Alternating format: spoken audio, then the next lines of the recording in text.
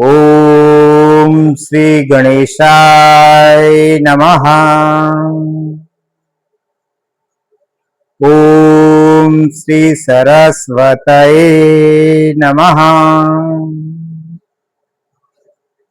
ओम श्री गुरुभ्यः नमः। ओम श्री मातृपितृभ्यां नमः।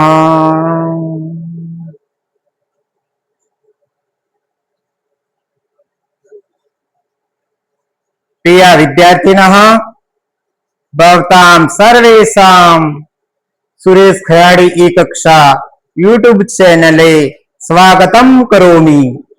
अस्मिन् चैनल माध्यमेन वयम् राजस्थान शिक्षा मंडलस्य केंद्रीय शिक्षा मंडलस्य च 10वीं कक्षायां संपूर्ण पाठ्यक्रम पूर्णं करिष्यामः। अतः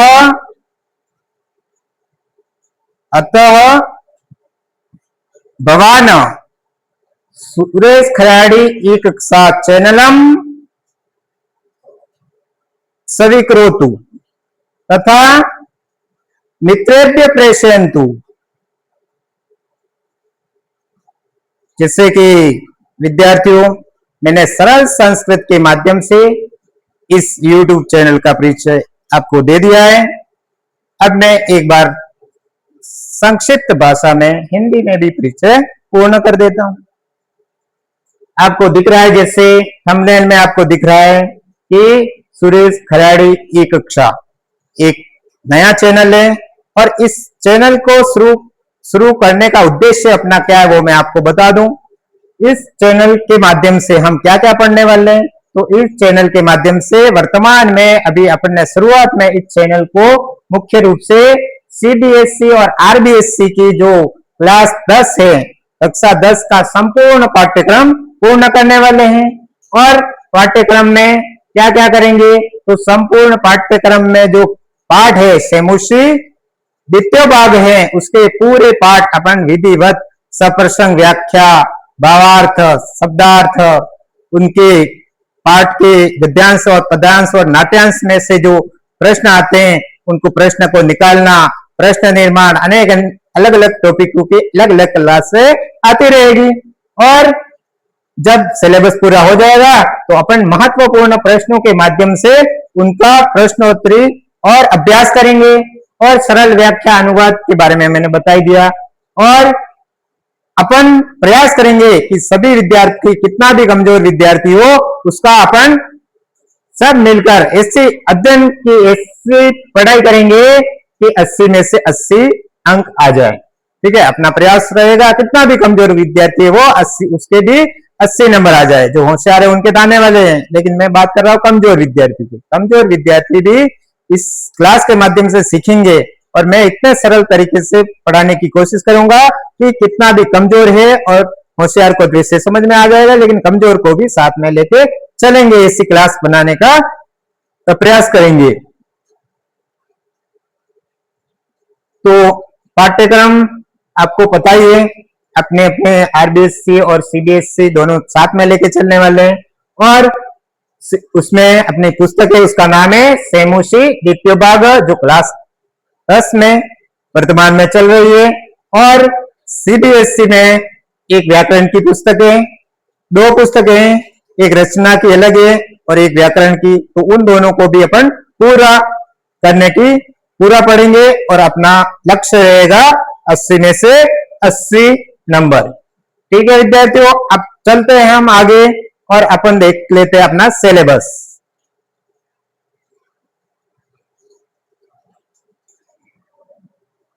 जैसे कि विद्यार्थियों आपको दिख रहा है,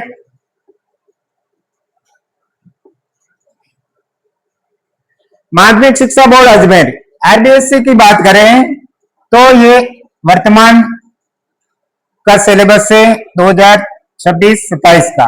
इसमें संस्कृत भाषा का विषय कोड 71 है। और इसमें क्या पूछा जाता है, तो मुख्य रूप से 3 घंटे और 15 मिनट का समय दिया जाता है बोर्ड परीक्षा में। और 80 नंबर और 20 नंबर, 80 नंबर का पेपर होता है आपका, और 20 नंबर शतरंग जाते हैं, और पूर्णांक कितने का है, 100 का। इसका भी विभाजन है, 80 नंबर का विभाजन किस प्रकार से है, तो अपठित बोधनम, जो आपने पढ़ा हुआ नहीं है, सेमुसी जो पुस्तक है उससे नहीं, उससे बाहर का कोई गद्यांश पद्यांश दे दिया और उससे प्रश्न पूछ लिए, इस प्रकार से 8 नंबर का ये प्रश्न पूछे जाएंगे इसमें गद्यांश में से 8 नंबर के प्रश्न। ठीक है, क्या किस किस प्रकार के प्रश्न होंगे वो भी आगे आएगा। रचनात्मक कार्य पत्र, प्रार्थना पत्र, इस प्रकार के जो प्रश्न आते हैं, क्रम संयोजन, कहानी के लिए क्रम संयोजन के जो प्रश्न आते हैं वो सभी मिला के कितने नंबर के, 16 नंबर के। और अनुपयुक्त व्याकरण, व्याकरण आपके 24 नंबर। और पठित बोधनम मतलब जो सेमुशी जो भाग है, सेमुशी द्वितीय भाग है, उसमें कुल 32 नंबर के प्रश्न पूछे जाएंगे। अब यहाँ पे 32 की जगह सीबीएसई में आपको 30 मिलेगा, यहाँ पर 10 मिलेगा, और यहाँ पर 15 मिलेगा, यहाँ पर 25 मिलेगा। अंतर इतना ही है सीबीएसई और आरबीएसई में। जो अपठित बोधनम है वो कितना है, आरबीएस, ये मैं लिख दो आरबीएसई, आरबीएसई का इस प्रकार रहेगा, और सीबीएसई, सीबीएसई का इस प्रकार का मार्किंग रहेगा, और टोटल इसका भी हो जाएगा 80। ठीक है, अपठित बोधनम आरबीएसई में 8 और सीबीएसई में 10, रचनात्मक कार्य आरबीएसई में 16, सीबीएसई में 15, अनुपयुक्त व्याकरण आरबीएसई में 24 और सीबीएसई में 25, और जो पुस्तक से प्रश्न पूछे जाते हैं वो आरबीएसई में 32 और सीबीएसई में 30 अंकों के प्रश्न पूछे जाएंगे। अब आगे अपन थोड़ा और विस्तृत सिलेबस देख लेते हैं।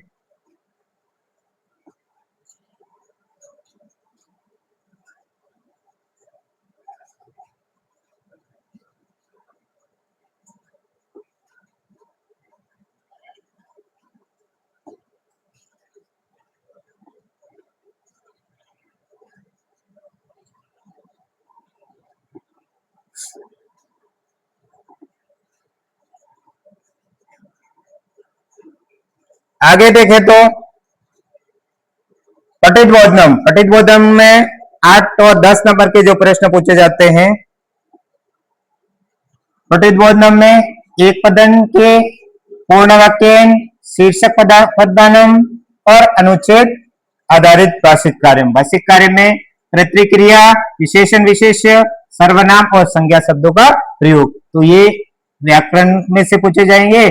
और एक पदेन और पूर्ण वाक्य में सरल प्रश्न आएंगे, और शीर्षक निकालना बिल्कुल आपको आगे की क्लासों में समझने को मिल जाएगा, और बिल्कुल सरल भाषा में। रचनात्मक कार्य, रचनात्मक कार्य में प्रार्थना पत्र, पत्र लेखन है, चित्र आधारित वर्णन, चित्र दे दिया उसका वर्णन करना है, संकेत आधारित संवाद लेखन, दो व्यक्तियों के बीच में वार्तालाप है, अनुवाद कार्य, हिंदी भाषा में दे दिए होंगे वाक्य, उनको संस्कृत भाषा या अनुवाद संस्कृत में बदलना, घटनाक्रम संयोजन, यानी ये कहानी दे दी और उसको क्रम से जमाना, तो इस प्रकार के जो ये अथवा में आएगा, अथवा में संकेत आधारित अनुच्छेद लेखना, तो आपको जो आता है वो कर सकते हो। तो इस प्रकार रचना कार्य के कुल मिला के 16 नंबर हैं, और आगे की क्लासों में अपन पढ़ेंगे अलग अलग एक एक को लेके, उसमें बता देंगे आपको कि एक एक के अलग अलग, जैसे पत्र लेखन है कितने नंबर का है, और हर टॉपिक कितने का है, अलग अलग इसका विभाजन आगे की जब क्लास पढ़ेंगे उसमें कर लेंगे। आगे है अनुपयुक्त व्याकरण, व्याकरण में से क्या पूछा जाएगा, तो सबसे पहला टॉपिक है हिंदी, हिंदी और संस्कृत में लगभग संधि दोनों विषय में पूछी जाती है। संधि ऐसा टॉपिक है जो हिंदी में भी पूछा जाता है और संस्कृत में भी, तो संधि ध्यान से पढ़ना है आपको। संधि और संधि विच्छेद, संधि मतलब जोड़ना, और विच्छेद का मतलब तोड़ना, शब्दों को जोड़ना और तोड़ना, दोनों प्रकार के प्रश्न पूछे जाएंगे। और संधि में आपके 3 संधि पढ़नी है, स्वर संधि, व्यंजन संधि और विसर्ग संधि। वृद्धि, स्वर संधि के कौन कौन से भाग पढ़ने, वृद्धि, यण, अयादि, पूर्व रूप, पर रूप, यहाँ पे अपन को 5 संधियां पढ़नी है इसके भाग के रूप में, स्वर संधि के भाग के रूप में। व्यंजन संधि, व्यंजन संधि की बात करें तो इसमें सचुत्व, सटुत्व, जसत्व, श्रत्व, अनुस्वार, इस प्रकार से अपन को 5 संधियों के भाग, इसके व्यंजन संधि के 5 भाग पढ़ने।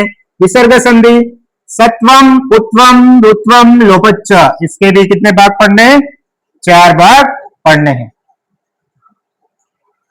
आगे चलें, समास की बात करें तो समास में पहला समास पढ़ना है अपन को अविभाव समास। पहला समास कौन सा पढ़ना है? अविभाव समास। अविभाव समास में अनु, उप, सह, निर, प्रति, यथा, यानी जो अव्यय अनु से शुरू होते हैं, उप, सह, निर, प्रति, यथा, ये 6 अव्यय पर आधारित जो उदाहरण होंगे उनका अपन अभ्यास करेंगे। तत्पुरुष विभक्ति द्वितीयात सप्तमी पर्यंतम, यानी तत्पुरुष समास के अलग अलग भाग है, लेकिन अपन को केवल कौन सा पढ़ना है? केवल विभक्ति तत्पुरुष। विभक्ति तत्पुरुष में भी द्वितीया से लगाकर सप्तमी तक, तो अपन इसको आसानी से कवर कर लेंगे। उसके बाद कर्मधारय पूरा पढ़ना है। द्विगु, द्विगु के 2 भाग है, पूरे पढ़ेंगे। द्वंद्व, बहुव्रीहि, इन सब के उदाहरण और इनका समास विग्रह और समास करना, दोनों प्रकार से आपको विस्तृत रूप से सरल भाषा में बिल्कुल पढ़ेंगे आगे की क्लासों में। कारकाणी, कारक में केवल उपपद विभक्ति प्रयोग, उपपद विभक्ति वाले ही कारक अपन को पढ़ने हैं द्वितीया से सप्तमी तक। उनके भी सामान्य नियम, उनको गहराई से प्रश्न नहीं आएगा आपको, सामान्य परिचय उनका और उनके सामान्य नियम आपको ध्यान में होना चाहिए। प्रत्यय, प्रत्यय में कृदंत और त्वदित स्त्री, 3 प्रकार के प्रत्यय हैं। कृदंत जो धातु के लगते हैं और त्वदित जो शब्दों के लगते हैं, और स्त्री प्रत्यय जो पुल्लिंग से स्त्रीलिंग बनाने के लिए काम में आते हैं, इससे स्त्री प्रत्यय। तो कृदंत में अपने हमें त्वयत, अनियर, अत, अत्वतु 4 प्रत्यय पढ़ने, और त्वदित प्रत्यय में मतुप, इनि, तल, त्व, तल, त्वदित में 4 पढ़ने और स्त्री प्रत्यय में 2 पढ़ने, टाप और अंगित।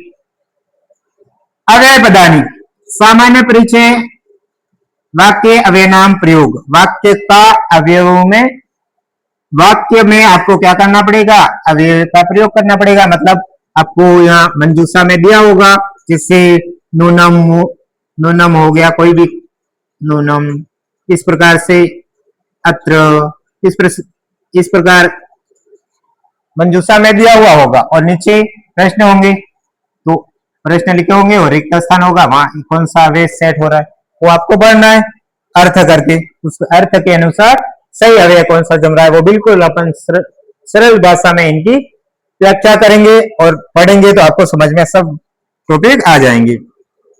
वाच्य परिवर्तनम, केवल लट लकारे कर्तृ और कर्म, कर्तृवाच्य से कर्मवाच्य बनाना और कर्मवाच्य से कर्तृवाच्य बनाना। तो समय लेखनम, समय लेखनम में समय दे दिया जाएगा, जैसे 4, 15, तो इसको संस्कृत भाषा में लिखना। तो बिल्कुल छोटा टॉपिक है, लेकिन नंबर आपको बिल्कुल 2 नंबर पक्के करा के जाएगा। ठीक है, खाली 5 मिनट का टॉपिक है ये, लेकिन आपको 2 नंबर पक्के हो जाएंगे, बिल्कुल छोटा और नंबर भी पक्के। अशुद्धि संशोधनम, कोई गलती आ जाएगी वाक्य में, उसको ढूंढना, जैसे लिंग, वचन, पुरुष, लकार, विभक्ति, त्रेष्ठ्या संशोधनम, उसका गलती को ढूंढ के वापस सही करना है। इस आधार पर लिंग वचन की गलतियों को अपन ढूंढना सीखेंगे। पठित बोधनम, पठित बोधनम में अपने पुस्तक आ जाती है शेमुषी द्वितीय भाग। शेमुषी द्वितीय भाग में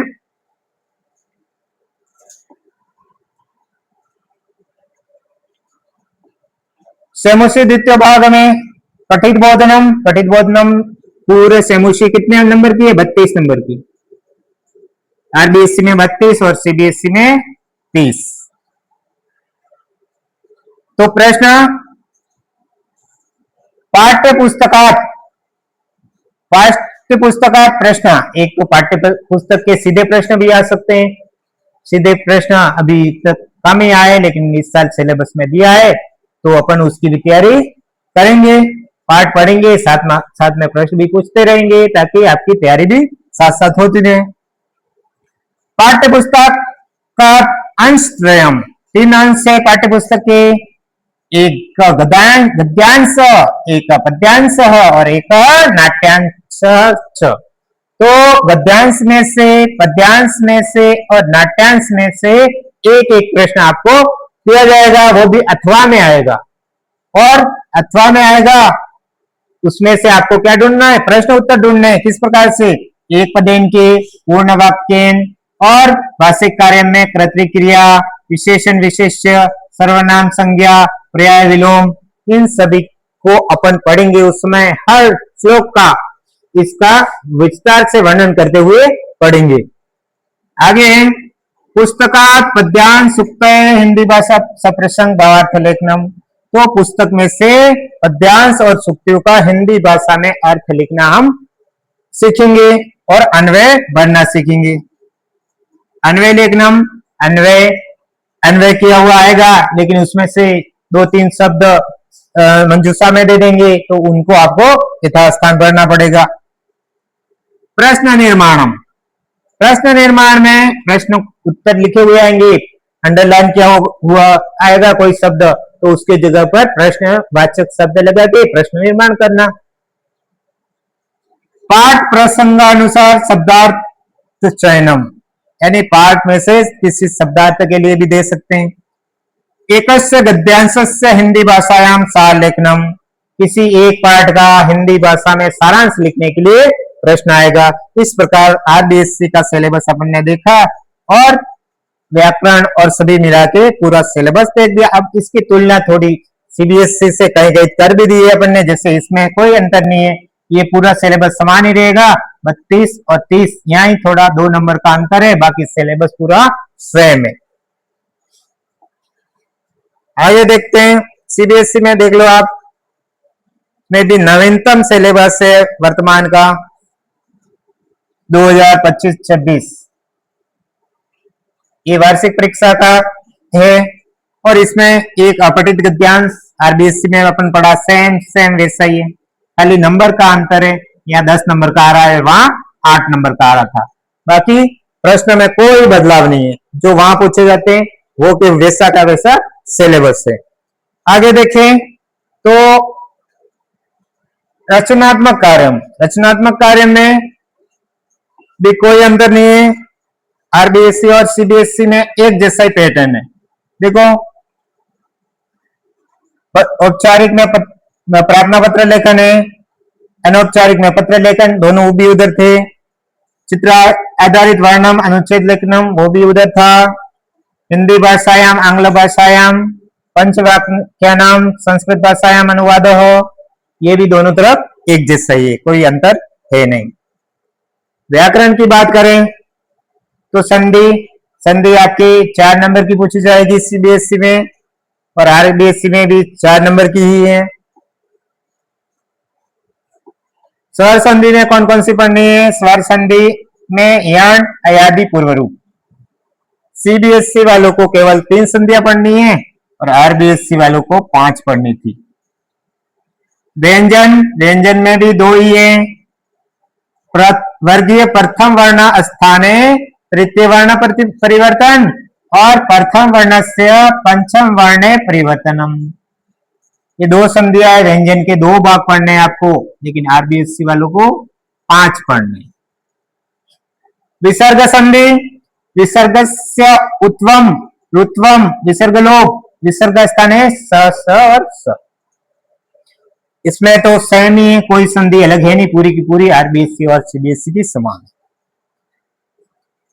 समासः, वाक्येषु समस्त पदानां विग्रह समास पदानां च समासः, इसमें समाज में कौन कौन से पढ़ने हैं, तत्पुरुष, बहुब्रीहि, अविभाव, द्वंद्व, बिल्कुल सेम पैटर्न है सीबीएसई आरबीएसई, कोई अंतर नहीं है। आगे देखते हैं प्रत्यय, तदित अनियर कत कत्वतु, त्वदिता मतु ठक तक तल ताप दिप, इसमें भी कोई अंतर नहीं है। सीबीएसई और आरबीएससी सेम पैटर्न है, समास का और प्रत्यय का, और इसका भी वाच्य परिवर्तन का भी सेम है, इसमें भी कोई अंतर नहीं है। समय ये भी सेम है, और अव्यय, अव्यय में कुछ अलग अव्यय है लेकिन अपन सभी को पढ़ लेंगे तो किसी की कोई दिक्कत आने वाली नहीं है। और अव्यय में सीबीएसई में है उच्चे, च, स्व, है, अद्य, अत्र, तत्र, यत्र, अधुना, इदानीम, अधुना, संप्रप, इदानीम में एक अर्थ के ये तीन अव्यय दे दिए। यदा, तदा, कदा, सहसा, वृथा, स्नेह, अपि, कुतः, इतस्ततः, तर्हि, यदि, तर्हि, यावत्, तावत्। अशुद्धि संशोधनम, अशुद्धि संशोधन के लिए भी दोनों तरफ समान ही है। वचन, लिंग, पुरुष, लकार, विभक्ति दृष्टया संशोधन, इसके आधार पर संशोधन आरबीएससी में भी था और इधर भी है, कोई अंतर है नहीं, सेम ही है। पठित बोधनम का बात करें तो पठित बोधनम में इधर 30 अंक का है, उधर 32 अंक का था, बाकी सिलेबस का पैटर्न एक ही है। गद्यांश, गद्यांश से आपको प्रश्न पूछे जाएंगे 5 नंबर के, गद्यांश में से 5 नंबर के प्रश्न, पद्यांश में से 5 नंबर के प्रश्न, एक पद्यांश दे दिया और उसमें से प्रश्न पूछे, 5 नंबर के प्रश्न पूछे जाएंगे। आगे देखें तो नाट्यांश 3,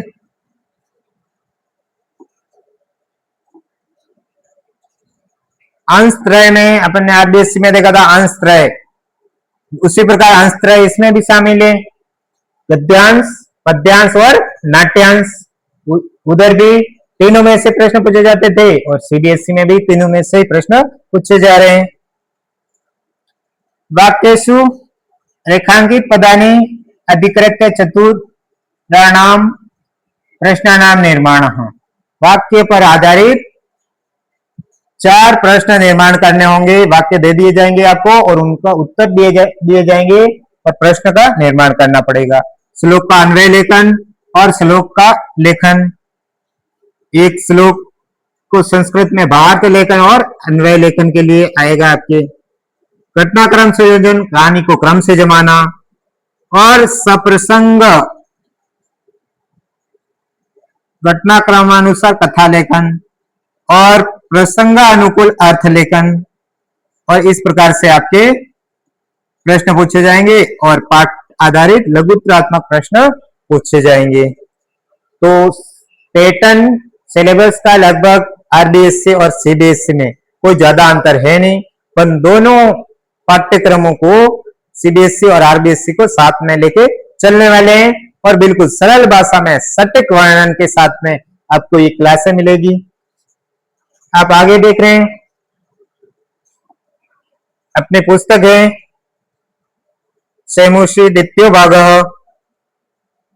उसके पाठ यहां दिखाई दे रहे हैं आपको। प्रथम पाठ सूची पर्यावरणम, द्वितीय पाठ बुद्धिर बलवती सदा, तृतीय पाठ शिशुलाल्वम, चतुर्थ पाठ जन्नी तुल्यवत्सला, पंचम पाठ सुभाषितानि, षष्ठ पाठ सौहार्द प्रकृति शोभा, सप्तम पाठ विचित्र साक्षी, अष्टम पाठ सुक्तय और दसम पाठ अन्योक्तय। इस प्रकार से आपके सिलेबस में इस प्रकार ये पाठ रहेंगे और इनको अपन विधिवत रूप से पूर्ण करने वाले हैं। तो विद्यार्थियों, इस चैनल का मुख्य उद्देश्य आपको पहले से बता दिया है मैंने।